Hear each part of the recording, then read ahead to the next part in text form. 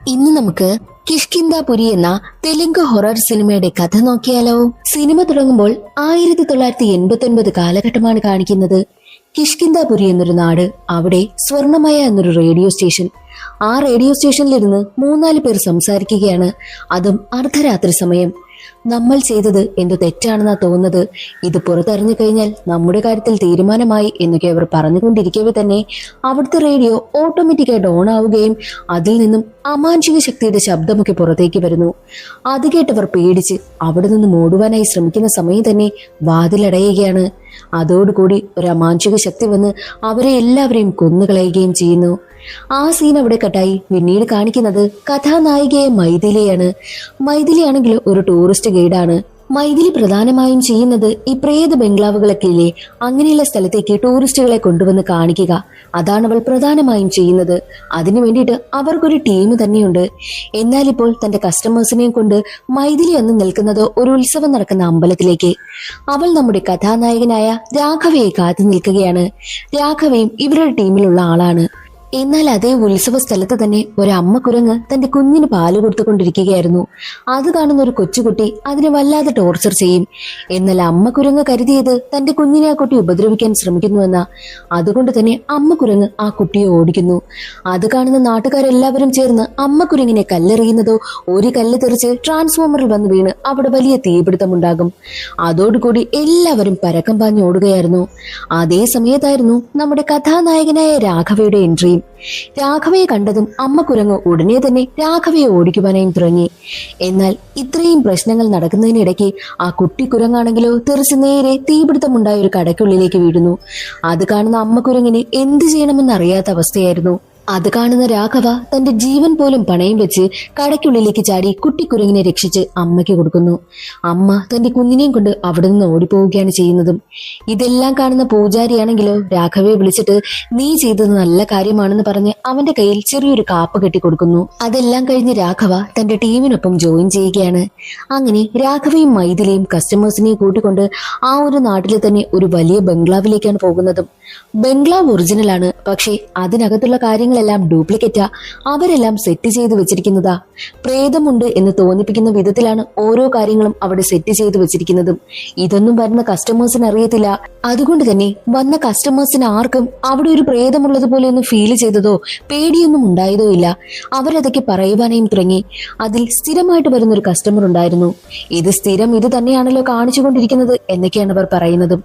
അത് കാരണം മൈഥിലിയുടെയും രാഘവയുടെയും കമ്പനിക്കാണെങ്കിൽ റേറ്റിംഗ് കുറയുവാനായും തുടങ്ങി.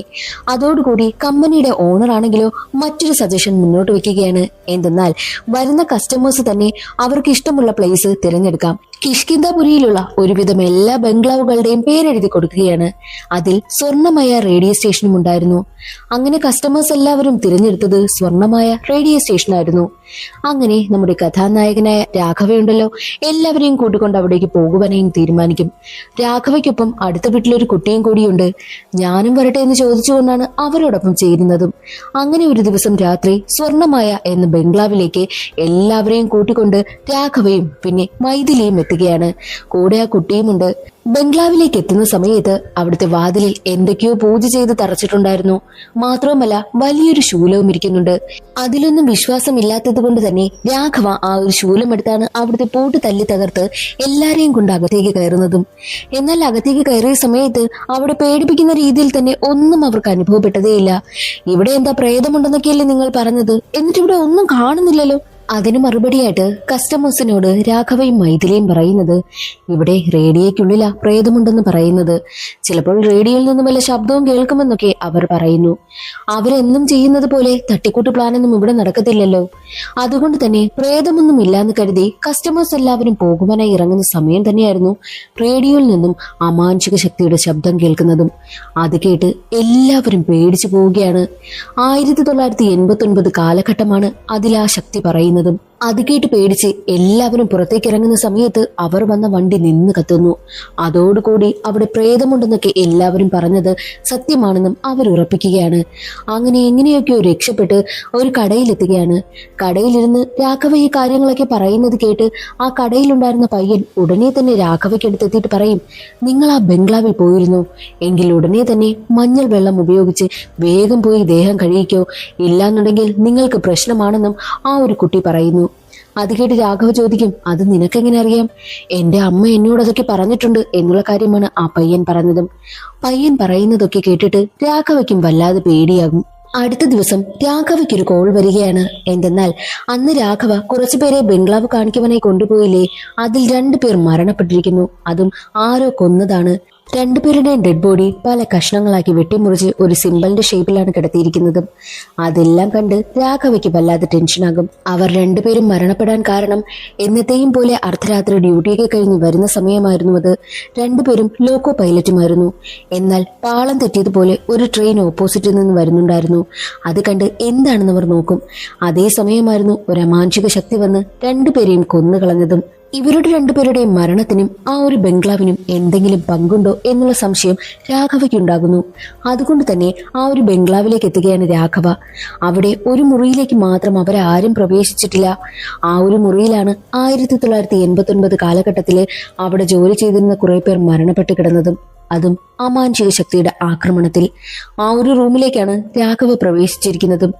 ആ റൂമിൽ നിറയെ 2 പേരെ കൊന്നിട്ട് ഒരു സിംബലിൽ കിടത്തിയിരുന്നല്ലോ, അതേ സിംബൽ തന്നെയാണ് അവിടെ മാകെ വരച്ചു വെച്ചിരുന്നതും. അത് കാണുന്ന രാഘവയ്ക്ക് ഒരുപാട് ചോദ്യങ്ങൾ മനസ്സിലുണ്ടാകുന്നു. 1989 കാലഘട്ടത്തിൽ എന്തായിരിക്കാം സംഭവിച്ചിട്ടുണ്ടാവുക? ഈ ഒരു ബംഗ്ലാവിന്റെ ദുരൂഹത എന്തായിരിക്കാം? അവിടെ മരണപ്പെട്ട് കിടന്നവർക്കും ആ ഒരു ബംഗ്ലാവിനും എന്തെങ്കിലും ബന്ധമുണ്ടോ? അവിടെ എന്തായിരിക്കാം സംഭവിച്ചിട്ടുണ്ടാവുക എന്നുള്ള സംശയങ്ങളും ചോദ്യങ്ങളും എല്ലാം രാഘവയുടെ മനസ്സിലുണ്ടാകുന്നു.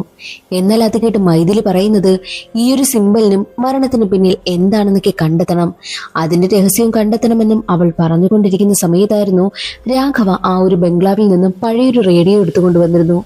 ആ റേഡിയോയ്ക്കുള്ളിൽ നിന്നും ഒരാളുടെ ശബ്ദം കേൾക്കുന്നു. 1989 കാലഘട്ടത്തില് പറയുന്നത് പോലെയാണ് അവൾ സംസാരിക്കുന്നതും. എന്നിട്ട് പറയുന്നുണ്ട്, 11 പേരിൽ 2 പേർ മരിച്ചു, ഇനി അടുത്തത് വിശ്വനാഥനാണെന്നും ആ ഒരു ശബ്ദം പറയും. അത് കേട്ടതും ഉടനെ തന്നെ രാഘവ വിശ്വനാഥനെ രക്ഷിക്കുന്നതിന് വേണ്ടിയിട്ട് അയാൾ വർക്ക് ചെയ്യുന്ന ബിൽഡിങ്ങിലേക്ക് പോകുന്നു. വിശ്വനാഥനെ രക്ഷിക്കുവാൻ വേണ്ടിയിട്ട് രാഘവ ശ്രമിക്കുമെങ്കിലും അതിനു മുൻപ് തന്നെ വിശ്വനാഥൻ മരണപ്പെട്ടിരുന്നു. എങ്ങനെയെന്നാൽ വിശ്വനാഥന്റെ ഭാര്യയായ ഭാഗ്യത്തിന്റെ രൂപത്തിലാണ് അമാനുഷിക ശക്തി എത്തിയതും. എന്നിട്ട് ആ ഒരു ബിൽഡിങ്ങിന് മുകളിൽ നിന്നും വിശ്വനാഥനെ താഴേക്ക് തള്ളിയിട്ട് കൊന്നുകളഞ്ഞു. അയാളുടെ രക്തമെല്ലാം ഒരുമിച്ച് ചേർന്നിട്ട് അത് ആ ഒരു സിംബൽ രൂപീകരിക്കുകയാണ് ചെയ്തതും. അതോടുകൂടി രാഘവ ഇതിന് പിന്നിൽ എന്താണെന്ന് കണ്ടുപിടിക്കുവാനായി തീരുമാനിച്ചു. രാഘവ കടയിലിരിക്കുന്ന സമയത്ത് ഒരു കൊച്ചു പയ്യൻ അവന്റെ അമ്മ പറഞ്ഞു കൊടുത്തതാണെന്ന് പറഞ്ഞ് ബംഗ്ലാവിനെ കുറിച്ച് കുറച്ച് കാര്യങ്ങൾ പറഞ്ഞായിരുന്നല്ലോ. അവിടെ പോയിട്ട് വന്നു കഴിഞ്ഞാൽ മഞ്ഞൾ വെള്ളത്തിൽ കുളിക്കണമെന്നൊക്കെ. അതുകൊണ്ട് തന്നെ ആ പയ്യന്റെ അമ്മയ്ക്കടുത്തേക്കാണ് രാഘവ പോകുന്നതും. ആ ബംഗ്ലാവില് എന്താണ് പ്രശ്നം? അവിടെ ഒരുപാട് പേർ മരിച്ചല്ലോ എന്നവൻ പറയും. ഇതുവരെയും എത്ര പേരാ മരിച്ചതെന്നും ആ കുട്ടിയുടെ അമ്മ ചോദിക്കുന്നു. ഇതുവരെയും 3 പേർ മരിച്ചിട്ടുണ്ട് എന്ന് പറയുമ്പോൾ അവരാണെങ്കിൽ മുൻപ് നടന്ന കുറെ കാര്യങ്ങൾ തുറന്നു പറയും. അതും ബംഗ്ലാവിനെ സംബന്ധിച്ച ദുരൂഹതയാണ്. ഏകദേശം 35 വർഷങ്ങൾക്ക് മുൻപ് 1989 കാലഘട്ടം ഈ നാട്ടില് ആദ്യമായിട്ട് റേഡിയോ സ്റ്റേഷൻ വന്നു. ഒരു ദിവസം റേഡിയോ സ്റ്റേഷനിലേക്ക് മേഘവതി എന്നൊരു പെണ്ണ് ജോലിക്കെത്തുകയാണ്. പിന്നീട് ആ പെൺകുട്ടിയുടെ ശബ്ദമായിരുന്നു എല്ലാവരും കേട്ടുകൊണ്ടേയിരുന്നതും. എല്ലാവർക്കും ഒരുപാട് ഇഷ്ടമായിരുന്നു. എന്നാൽ ഒരു ദിവസം എല്ലാം മാറി മറിഞ്ഞു. മേഘവതി ആത്മഹത്യ ചെയ്തു. മേഘവതി ആത്മഹത്യ ചെയ്ത അതേ ദിവസം രാത്രി തന്നെയാണ് ആ റേഡിയോ സ്റ്റേഷനിൽ ജോലി ചെയ്തിരുന്ന എല്ലാവരും ദുരൂഹ സാഹചര്യത്തിൽ കൊല്ലപ്പെട്ടതും.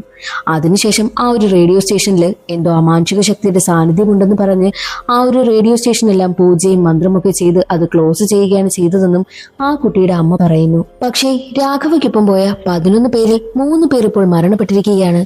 അത് എന്ത് കണക്കാണെന്ന് രാഘവയ്ക്ക് സംശയം തോന്നും. അതുകൊണ്ട് തന്നെ അന്നേ ദിവസം ഷൂട്ട് ചെയ്തു വെച്ചിരുന്ന ഫുട്ടേജ് എല്ലാം ചെക്ക് ചെയ്ത് നോക്കുന്ന സമയത്താണ് ആദിമ ബംഗ്ലാവിലേക്ക് കയറിയ ഓർഡറിനാണ് ഓരോരുത്തർ മരണപ്പെട്ടുകൊണ്ടേയിരിക്കുന്നതെന്നും രാഘവയ്ക്ക് മനസ്സിലാകുന്നു. വീഡിയോ ചെക്ക് ചെയ്യുന്ന സമയത്ത് ഇവർക്ക് 3 പേർക്കും ശേഷം ആ ഒരു റേഡിയോ സ്റ്റേഷനിലേക്ക് പ്രവേശിച്ചത് രാഘവയുടെ വീട്ടിനടുത്തുള്ള കൊച്ചുകുട്ടിയായിരുന്നു. ഇനി അടുത്തതായി മരിക്കാൻ പോകുന്നത് ആ കുട്ടിയാണെന്ന് മനസ്സിലാക്കിയ രാഘവ ഉടനെ തന്നെ കുട്ടിയെ രക്ഷിക്കുവാനായിട്ട് അതിന്റെ വീട്ടിലേക്ക് പോകുമ്പോൾ കാണുന്ന കാഴ്ച ആ ഒരു കുട്ടിയാണെങ്കിലോ എയറിൽ പറന്നുകൊണ്ടേയിരിക്കുന്നു. എങ്ങനെയെങ്കിലും കുട്ടിയെ രക്ഷിക്കണമെന്നും രാഘവ തീരുമാനിച്ചു.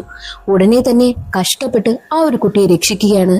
നിന്നെ കൊല്ലാൻ വന്ന ആളിന്റെ രൂപം നിനക്ക് ഓർമ്മയുണ്ടോ എന്ന് രാഘവ ചോദിക്കുമ്പോൾ ഉണ്ട് എന്ന് പറഞ്ഞിട്ട് റേഡിയോ സ്റ്റേഷനിൽ നിന്ന് കിട്ടിയ ഒരു പേഴ്സ് എടുത്ത് രാഘവയ്ക്ക് കൊടുക്കും.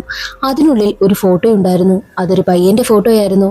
അവനായിരിക്കും ഇതിനെല്ലാം പിന്നിലെന്ന് രാഘവയ്ക്ക് മനസ്സിലായി. ഉടനെ തന്നെ എല്ലാവരെയും കൂട്ടി രാഘവയാണെങ്കിലോ റേഡിയോ സ്റ്റേഷനിലേക്ക് എത്തും. എന്നിട്ട് പറയുന്നുണ്ട്, മറഞ്ഞിരിക്കാതെ നീ പുറത്തേക്ക് വാടാ, ഇത് നീയല്ലേ എന്ന് പറഞ്ഞിട്ട് ഫോട്ടോ എടുത്ത് കാണിക്കും. അപ്പോൾ തന്നെ പുക പോലെ വന്നിട്ട് ഒരു രൂപം തെളിയുകയാണ്. ആ രൂപം മറ്റാരുമല്ല, സാൻഡി മാസ്റ്റർ ആയിരുന്നു. എന്നിട്ട് ആ ഒരു രൂപം മറഞ്ഞു പോവുകയും ചെയ്യുന്നുണ്ട്. എന്നാൽ അതേസമയം തന്നെ രാഘവയുടെ കയ്യിലിരുന്ന ഫോട്ടോ കത്തിപ്പോവുകയും ചെയ്യും. അങ്ങനെ രാഘവയാണെങ്കിലോ അവരെല്ലാവരും റേഡിയോ സ്റ്റേഷനിൽ വന്നപ്പോൾ എന്തൊക്കെ സാധനങ്ങൾ എടുത്തോ ആ സാധനങ്ങളെല്ലാം അവിടെ ഇട്ട് കത്തിക്കുകയും ചെയ്യുന്നുണ്ട്. അതിനുശേഷം രാഘവ നേരെ പോകുന്നത് അവിടുത്തെ പോലീസ് സ്റ്റേഷനിലേക്കാണ്. 1989 കാലഘട്ടത്തിൽ റേഡിയോ സ്റ്റേഷനിൽ നടന്ന ആ ഒരു സംഭവത്തിന്റെ കേസ് ഉണ്ടല്ലോ, അതിനെപ്പറ്റിയാണ് അവൻ ചോദിക്കുന്നതും. എന്നാൽ ആ ഒരു റേഡിയോ സ്റ്റേഷന്റെ പേര് പറഞ്ഞതും അവിടെ ഉണ്ടായിരുന്ന പോലീസുകാരെല്ലാവരും പേടിക്കുവാനായും തുടങ്ങി.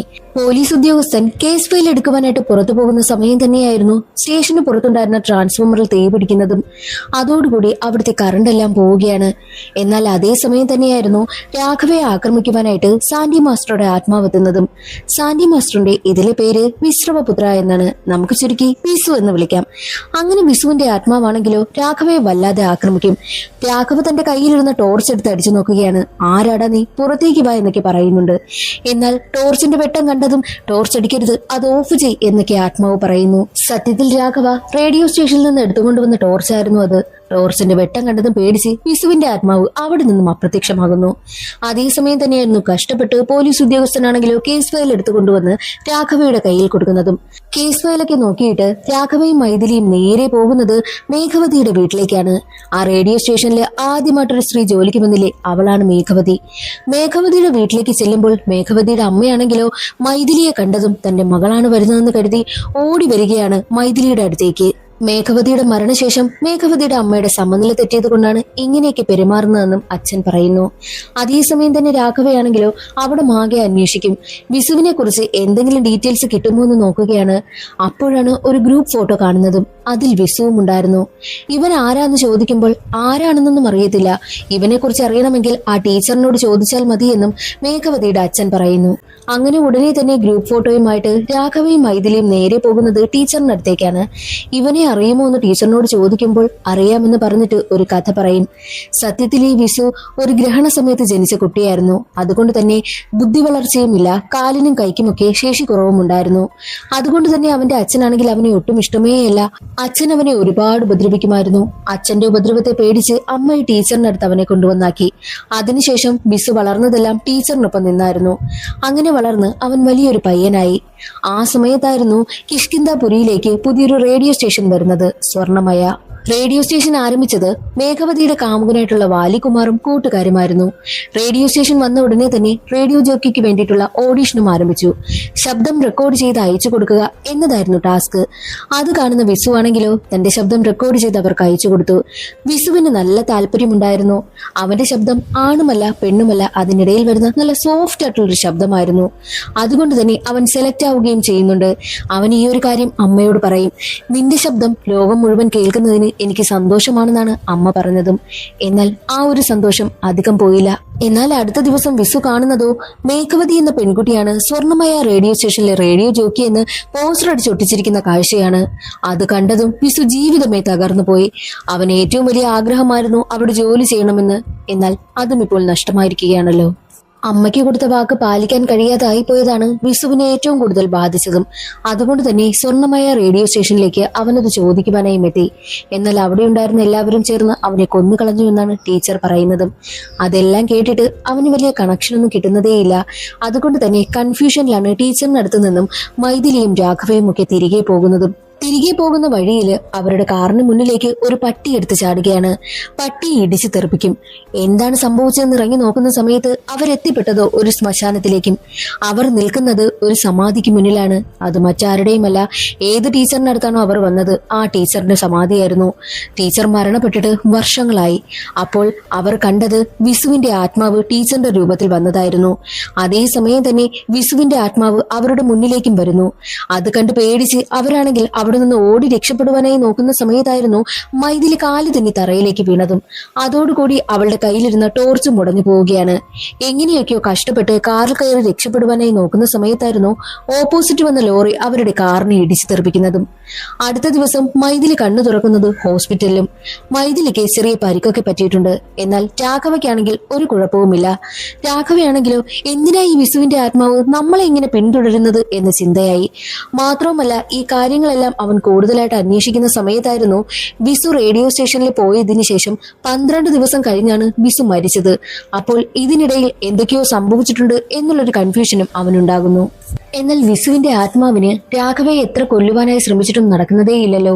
ഒരുപാട് ശ്രമിച്ചു, എന്നിട്ടും രാഘവയ്ക്ക് മാത്രം ഒന്നും സംഭവിക്കുന്നില്ല.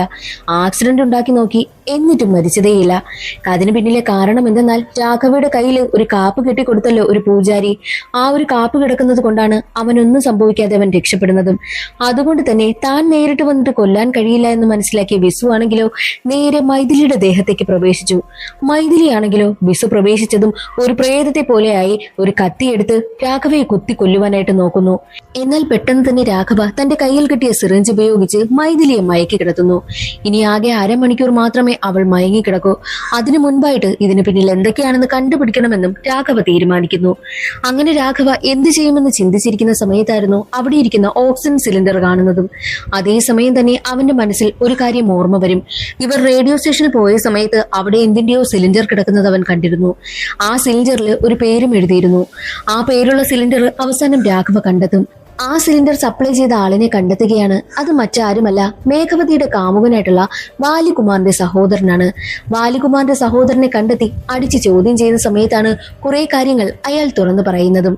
സത്യത്തിൽ വിസുവിനെ ഓഡിഷനിൽ സെലക്ട് ഒന്നും ചെയ്തില്ലായിരുന്നു, മേഘവതിയായിരുന്നു സെലക്ട് ചെയ്തതും. എന്നാൽ അതുകൊണ്ട് തന്നെ വിസുവിന് വല്ലാത്ത ദേഷ്യമുണ്ടായിരുന്നു. മേഘവതി തന്റെ സൗന്ദര്യം കാണിച്ചാണ് എല്ലാവരെയും മയക്കിയതെന്നാണ് വിസു കരുതിയതും.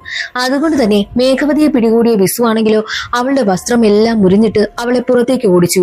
അങ്ങനെ അവൾ പുറത്തു വരുന്നത് നാട്ടുകാരെല്ലാവരും കണ്ടു. വസ്ത്രമൊന്നുമില്ലാതെ നാട്ടിലൂടെ ഓടിയാണ് തന്റെ വീട്ടിലേക്ക് മേഘവതി എത്തിപ്പെട്ടതും. വിസുവിനാണെങ്കിലോ താൻ ആഗ്രഹിച്ചത് കിട്ടാത്തതിന്റെ ദേഷ്യവും. നാട്ടുകാർക്ക് മുന്നിലെല്ലാം നാണം കെട്ട മേഘവതിയാണെങ്കിൽ തന്റെ വീട്ടിലേക്ക് ഓടി വരികയും ചെയ്തിട്ടുണ്ട്. ഈ കാര്യങ്ങളെല്ലാം അറിഞ്ഞ വാലികുമാറിനും കൂട്ടുകാർക്കും ദേഷ്യം വരും. വാലികുമാറും കൂട്ടുകാരും ചേർന്ന് വിസുവിനെ പിടിച്ചുകൊണ്ടുപോയി ഒരുപാട് തല്ലി ചതയ്ക്കും. എന്നാൽ 2 ദിവസം കഴിഞ്ഞതും നാട്ടുകാർക്ക് മുന്നിലെല്ലാം നാണം കെട്ടത് കൊണ്ട് തന്നെ മേഘവതി ആത്മഹത്യ ചെയ്തു. അതും കൂടി ആയതോടുകൂടി വാലികുമാറിന്റെ സമനില തെറ്റി. വിസുവിനെ പിടിച്ചുകൊണ്ടുപോയി സ്വർണമയ റേഡിയോ സ്റ്റേഷനിൽ പൂട്ടിയിടുകയാണ്. എന്നിട്ട് അവനെ പിടിച്ച് കെട്ടിയിടും. വാലികുമാർ പറയുന്നുണ്ട്, ഇവൻ ഒരിക്കലും സാധാരണ മരണം പാടില്ല, ഇവൻ ഒരുപാട് ദ്രോഹിച്ചിട്ട് വേണം അവനെ കൊല്ലാനെന്നും വാലികുമാർ പറയുന്നു. അങ്ങനെ എല്ലാവരും അവനെ പിടിച്ച് കെട്ടിയിടുകയാണ്. അതിനുശേഷം ഒരു പ്രത്യേക തരത്തിലുള്ള ഒരു വാതകവും തുറന്നുവിടുന്നു. ആ വാതകത്തിന്റെ പ്രത്യേകത ഒരിക്കലും ഉറങ്ങുവാനായി സാധിക്കില്ല, കണ്ണ് തുറന്നു തന്നെ ഇരിക്കും. അതിനുശേഷം അവർ ചെയ്യുന്നത് എന്തെന്നാൽ ഒരു ടോർച്ച് സെറ്റ് ചെയ്യുകയാണ്. അതും വിസുവിന്റെ മുഖത്തിന് നേരെ, കണ്ണിലാണ് ആ ഒരു വെട്ടമടിക്കുന്നതും. വിസുവിന്റെ കണ്ണിന് നേരെ ടോർച്ച് അടിച്ചു വെക്കുകയും ചെയ്തു. അതുകൊണ്ടാണ് വിസുവിന്റെ ആത്മാവിന് ടോർച്ച് അടിക്കുന്നത് വല്ലാത്ത പേടിയും. അങ്ങനെ ഒരു 12 ദിവസം അവൻ ക്രൂരമായിട്ടുള്ള നരകയാതനകളെല്ലാം അനുഭവിച്ച ശേഷമാണ് മരണപ്പെട്ടതും. വിസുവിന്റെ ഡെഡ് ബോഡിയെ കൊണ്ടുവന്ന് അടുത്തുള്ള റെയിൽവേ സ്റ്റേഷനിലാണ് കുഴിച്ചിട്ടതും. സത്യത്തിൽ ഈ വിസു അവന്റെ അമ്മയ്ക്ക് വേണ്ടിയിട്ടാണല്ലേ ഇത്രയും ചെയ്തു കൂട്ടിയതെന്നും രാഘവ ചോദിക്കുമ്പോൾ രാഘവയെ ഞെട്ടിക്കുന്ന മറ്റൊരു കാര്യമായിരുന്നു വാലിയുടെ സഹോദരൻ പറഞ്ഞതും. എന്തെന്നാൽ വിസുവിനെ കുറിച്ച് അയാൾ അന്വേഷിച്ച സമയത്ത് വിസുവിന്റെ അമ്മ അവന്റെ ജനനത്തോടു കൂടിയും മരിച്ചുപോയി എന്നുള്ള കാര്യം അറിഞ്ഞു. അതിനുശേഷം അവന്റെ അച്ഛൻ അവനെ ഒരുപാട് ദ്രോഹിക്കുമായിരുന്നു. എന്നാൽ അമ്മയില്ലാത്ത സങ്കടം അവൻ മറക്കുന്നത് എങ്ങനെയെന്നാൽ ജീവനില്ലാത്ത ഓരോ വസ്തുക്കളോടും അവൻ സംസാരിക്കുമായിരുന്നു. അവസാനം അവൻ സംസാരിക്കുന്നത് ഒരു കണ്ണാടിയോടാണ്. ആ കണ്ണാടിയിൽ അവന്റെ അമ്മയുടെ രൂപം കാണുവാനായും കഴിഞ്ഞിട്ടുണ്ട്. അങ്ങനെ അവൻ ആ ഒരു കണ്ണാടിയെ തന്റെ അമ്മയായി കരുതി. അതിനുശേഷം അമ്മയോട് സംസാരിക്കും പോലെ കണ്ണാടിയോട് സംസാരിക്കും. എവിടെ പോയാലും കണ്ണാടിയും കൂടെ കൊണ്ടുപോകും എന്നുള്ളതൊക്കെ നമ്മളെ കാണിക്കുന്നുമുണ്ട്. എന്നാൽ ഇതിൽ നിന്നെല്ലാം പുറത്തു വരാനായിട്ട് എന്താണ് വഴിയെന്ന് രാഘവ വാലിയുടെ സഹോദരനോട് ചോദിക്കുമ്പോൾ റേഡിയോ സ്റ്റേഷനിൽ ഒരുപാട് മരണങ്ങൾ നടന്നതിൽ പിന്നെ ഒരു സ്വാമി വന്ന് പൂജ ചെയ്ത് റേഡിയോ സ്റ്റേഷൻ ലോക്ക് ചെയ്തു. ആ ഒരു സ്വാമിയെ പോയി കണ്ടാൽ നിങ്ങൾക്ക് എന്തെങ്കിലും പരിഹാരം കിട്ടുമെന്നും വാലിയുടെ സഹോദരൻ പറയും. അങ്ങനെ രാഘവയും കൂട്ടരും നേരെ പോകുന്നത് സ്വാമിയെ കാണുവാൻ വേണ്ടിയിട്ടാണ്. സ്വാമിയാണെങ്കിലോ രാഘവയുടെ കൈ പിടിച്ചു നോക്കിയിട്ട് കുറച്ച് കഥകൾ പറയുകയാണ്. അതും ഇത്രയും കേട്ടതുപോലെയല്ല, ഒരു വ്യത്യസ്തമായൊരു കഥയായിരുന്നു. എന്തെന്നാൽ വിസുവിന്റെ കയ്യിൽ എപ്പോഴും ആ ഒരു കണ്ണാടി ഉണ്ടാകുമല്ലോ, അവന്റെ അമ്മയായി കരുതുന്ന കണ്ണാടി. ആ കണ്ണാടിയും കൊണ്ടാണ് അവൻ സ്വർണ്ണമയ റേഡിയോ സ്റ്റേഷനിലേക്ക് പോയതും അവിടെ വെച്ചാണല്ലോ അവനെ പിടികൂടി അവരെല്ലാവരും കൊന്നുകളഞ്ഞതും. അതിനുശേഷം റെയിൽവേ ട്രാക്കിൽ കൊണ്ടുവന്ന് കുഴിച്ചിടുകയും ചെയ്തു. കണ്ണാടി എപ്പോഴും റേഡിയോ സ്റ്റേഷനുള്ളിലുമായിരുന്നു. അതിനുശേഷം ഒരു അമാനുഷിക ശക്തി വന്നാണ് വാലിയെയും കൂട്ടുകാരെയും എല്ലാം കൊന്നുകളഞ്ഞതും. അതോടുകൂടി ഒരു സ്വാമി വന്ന് പൂജ ചെയ്ത് റേഡിയോ സ്റ്റേഷൻ ബന്ധിക്കുകയും ചെയ്തു. അതിനുശേഷം വിസുവിന്റെ ആത്മാവിന് അകത്തേക്ക് പ്രവേശിക്കുവാനേ കഴിഞ്ഞില്ല. എന്നാൽ രാഘവ തന്റെ കസ്റ്റമേഴ്സിനെയും കൊണ്ട് സ്വർണ്ണമയ റേഡിയോ സ്റ്റേഷൻ കാണിക്കാൻ വന്നപ്പോഴാണ് ബന്ധിച്ചു വെച്ചിരുന്ന ആ ഒരു തകിടെല്ലാം അവൻ വലിച്ചെടുത്ത് ദൂരെ കളഞ്ഞതും ആ ഒരു റേഡിയോ സ്റ്റേഷൻ ഓപ്പൺ ആക്കിയതും. എന്നാൽ അതിനുള്ളിൽ കയറിയ കസ്റ്റമേഴ്സിന്റെ കയ്യിൽ ആ ഒരു കണ്ണാടി കിട്ടുകയുണ്ടായി. അവർ പേടിച്ചലറിയ സമയത്ത് അവരുടെ കയ്യിൽ നിന്നും കണ്ണാടി താഴെ വീണ് പൊട്ടി. എന്നാൽ അവശേഷിച്ച ഒരു ഭാഗമാണ് രാഘവയുടെ കയ്യിൽ കിട്ടിയതും. അവൻ ദൂരേക്ക് വലിച്ചെറിഞ്ഞതോടുകൂടി അതും നശിച്ചു പോയി. അതാണെങ്കിൽ വിസു കാണുകയുണ്ടായി. അവന്റെ അമ്മയായി കരുതിയ കണ്ണാടിയെ ഇവരെല്ലാവരും നശിപ്പിച്ചതുകൊണ്ട് ആദ്യം ആരൊക്കെയാണ് അവിടെ പ്രവേശിച്ചത് ഓരോരുത്തരെയായിട്ട് കൊല്ലുവാനായും തുടങ്ങി. കണ്ണാടി നശിപ്പിച്ചത് കൊണ്ടാണ് ഇവരെ ഓരോരുത്തരെയും കൊല്ലുവാനായിട്ടും വിസു തീരുമാനിച്ചത് എന്നുള്ള കാര്യവും സ്വാമി രാഘവയോട് പറയും. വിസുവിന്റെ ആത്മാവിനെ തളയ്ക്കാൻ ഇനി എന്താണ് വഴിയെന്ന് രാഘവ സ്വാമിയോട് ചോദിക്കുന്ന സമയത്ത് സ്വാമി പറയും, അതിനൊരു വിദ്യയുണ്ട്. വിസു ആഗ്രഹിക്കുന്ന, മോഹിക്കുന്ന, ഇഷ്ടപ്പെടുന്ന കാര്യങ്ങളെല്ലാം കൊണ്ടുവരണമെന്ന്. അങ്ങനെ പൂജ ചെയ്യുവാനായും തീരുമാനിക്കുകയാണ്. രാഘവ ആദ്യം പോയത് വിസുവിനെ കുഴിച്ചിട്ട ആ ഒരു റെയിൽവേ ട്രാക്കിലേക്കാണ്. കുഴി തോണ്ടി നോക്കുന്ന സമയത്ത് അവിടെ നിന്നും ഒന്നും കിട്ടിയതുമില്ല. അങ്ങനെ വിസുവിന്റെ വീട്ടിലേക്ക് എത്തി. അവിടെ ഒരു ചെസ് ബോർഡ് ഉണ്ടായിരുന്നു. വിസു ഒറ്റയ്ക്കായതുകൊണ്ട് തന്നെ ഏറ്റവും കൂടുതൽ ടൈം സ്പെൻഡ് ചെയ്യുന്നത് ചെസ്സിനോടൊക്കെയായിരുന്നു. അതുകൊണ്ട് തന്നെ ആ ഒരു ചെസ് ബോർഡ് എടുത്തുകൊണ്ടുവന്ന് കൊടുക്കും. ഇനി അടുത്തതായിട്ട് അവൻ ഏറ്റവും കൂടുതൽ ആഗ്രഹിച്ച കാര്യം, അവൻ ഏറ്റവും കൂടുതൽ ആഗ്രഹിച്ചത് റേഡിയോ സ്റ്റേഷനിൽ വർക്ക് ചെയ്യണമെന്നാണല്ലോ. അതുകൊണ്ട് തന്നെ റേഡിയോ സ്റ്റേഷന് മുന്നിലുണ്ടായിരുന്ന ടവറിൽ വലിഞ്ഞു കയറി അതിന്റെ സിഗ്നൽ ബോക്സ് കൊണ്ടുവന്ന് കൊടുക്കുന്നു. ഇനി അടുത്തതായിട്ട് അവനെ പേടിപ്പിക്കുന്ന കാര്യം, അങ്ങനെയുള്ളത് എന്താണെന്ന് അവർക്ക് കണ്ടെത്തുവാനേയും കഴിഞ്ഞില്ല. മൈഥിലിയെ വെച്ചാണ് പൂജ ചെയ്തുകൊണ്ടേയിരുന്നതും മൈഥിലിയാണെങ്കിൽ വയലന്റ് ആയിക്കൊണ്ടിരിക്കുകയാണ്. ഒരു ഘട്ടത്തിൽ മൈഥിലി രാഘവയെ കൊല്ലുവാനായും ശ്രമിക്കുന്നു. അവളുടെ കൈ രാഘവയുടെ കയ്യിൽ തൊട്ടതും അവൾക്ക് മാറ്റം വരുവാനായും തുടങ്ങി. എന്തെന്നാൽ രാഘവയുടെ കയ്യിൽ കാപ്പ് കിടക്കുന്നുണ്ടല്ലോ. അത് മനസ്സിലാക്കിയ രാഘവ തന്റെ കയ്യിലെ കാപ്പഴിച്ച് അവളുടെ കയ്യിൽ കെട്ടിക്കൊടുക്കുന്നു. അതോടുകൂടി മൈഥിലിയുടെ ദേഹത്തുള്ള വിസുവിന്റെ ആത്മാവ് രാഘവയുടെ ദേഹത്തേക്ക് പ്രവേശിച്ചു. രാഘവയുടെ ദേഹത്ത് പ്രവേശിച്ചതും അവനെ മറ്റൊരു ലോകത്തേക്കാണ് കൊണ്ടുപോകുന്നതും. എന്നുവെച്ചാൽ അവന്റെ ശരീരത്തിൽ കടന്നു കൂടിയിട്ട് അവന്റെ മൈൻഡിനെ മുഴുവനായിട്ട് മാറ്റി അവനെ കൊന്നുകളയുക എന്നതായിരുന്നു വിസുവിന്റെ ലക്ഷ്യവും. അതിനു വേണ്ടിയിട്ട് വിസു ശ്രമിച്ചുകൊണ്ടേയിരിക്കും. പക്ഷേ മൈഥിലിയാണെങ്കിലോ അവൻ നിന്റെ മൈൻഡിനെ മാറ്റുവാനായി നോക്കുകയാണ്. നീ അതുകൊണ്ട് തന്നെ അവനെതിരായി പോരാടണമെന്നൊക്കെ പറയുന്നുണ്ട്. അത് കേട്ട രാഘവയാണെങ്കിലോ വിസുവിന്റെ വലയിൽ വീഴാതെ അവൻ അവന്റെ രീതിയിൽ പോരാടുകയാണ്. അവസാനം വിസുവിനെ അവൻ തോൽപ്പിക്കുകയാണ് ചെയ്തതും. അതേസമയം മൈഥിലി കാപ്പെടുത്ത് രാഘവയുടെ കയ്യിൽ കൊടുത്തു. കാപ്പ് കാണുന്നതും വിസു പേടിക്കുവാനായും തുടങ്ങി. അവനെ ഏറ്റവും ഭയപ്പെടുത്തുന്ന കാര്യം കാപ്പാണെന്നും രാഘവയ്ക്ക് മനസ്സിലായി. അതുകൊണ്ട് തന്നെ സ്വാമിജിയുടെ കയ്യിൽ കാപ്പ് കൊടുക്കുകയാണ്. ഇത്രയും കളക്ട് ചെയ്ത സാധനങ്ങളെല്ലാം കൂടി അവർ കൂട്ടിയിട്ട് കത്തിക്കുന്നതോടുകൂടി വിസുവിന്റെ ആത്മാവാണെങ്കിൽ സ്വാമിജി കയ്യിൽ കരുതിയിരുന്ന ഒരു കുപ്പിക്കുള്ളിലേക്ക് ഇറങ്ങുകയാണ്. അങ്ങനെ ആ ഒരു കുപ്പിക്കുള്ളിൽ വെച്ച് വിസുവിന്റെ ആത്മാവിനെ സ്വാമിജി ബന്ധിക്കുന്നു. അങ്ങനെ എല്ലാ പ്രശ്നവും സോൾവ് ആയിരിക്കുകയാണ്.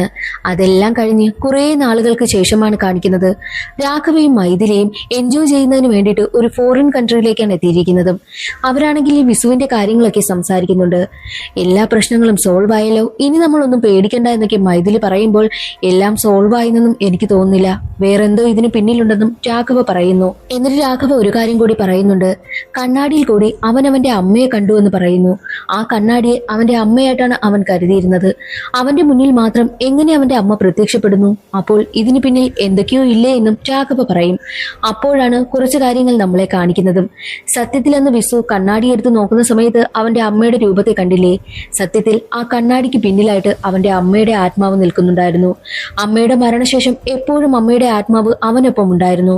അന്ന് വിസുവിനെ റേഡിയോ സ്റ്റേഷനിൽ വെച്ച് എല്ലാവരും ചേർന്ന് കൊന്നു കുഴിച്ചു മൂടിയപ്പോൾ അന്ന് രാത്രി തന്നെ വിസുവിനെ കൊന്നവരെ എല്ലാവരെയും ഒരു അമാനുഷിക ശക്തി വന്ന് കൊന്നുകളഞ്ഞല്ലോ. അത് സത്യത്തിൽ വിസുവിന്റെ അമ്മയാകാനാണ് സാധ്യത എന്ന് കാണിച്ചുകൊണ്ടാണ് സിനിമയുടെ കഥ അവിടെ അവസാനിക്കുന്നതും. ഇന്നത്തെ ഈ ഒരു വീഡിയോ എല്ലാവർക്കും ഇഷ്ടമായെന്ന് കരുതുന്നു. ഇഷ്ടമായാൽ ഒന്ന് ലൈക്ക് ചെയ്ത് സപ്പോർട്ട് ചെയ്യാനും വീഡിയോ ഒന്ന് ഹൈപ്പ് ചെയ്യാനും മറക്കരുതേ. അടുത്തൊരു സിനിമയുടെ കഥയിൽ കാണാം. അതുവരെ എല്ലാവർക്കും ബൈ.